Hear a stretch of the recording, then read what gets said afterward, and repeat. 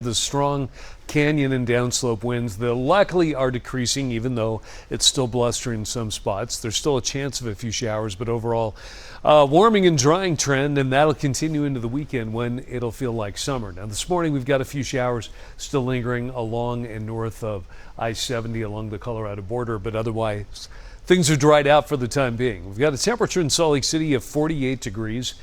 It's in the mid-30s in Evanston, freezing in Ely, but in St. George, you're starting out at 50. Warmest reading, though, we have is in Wendover, where it's 54.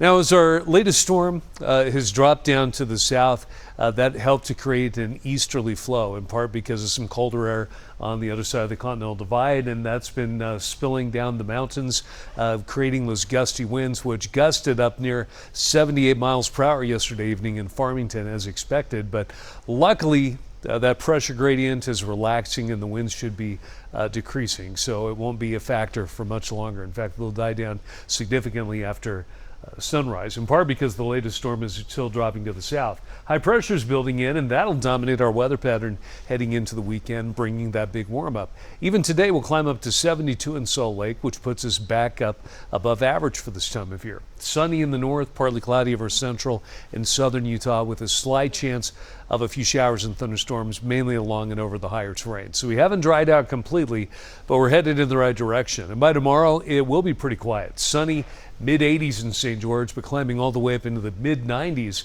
this weekend.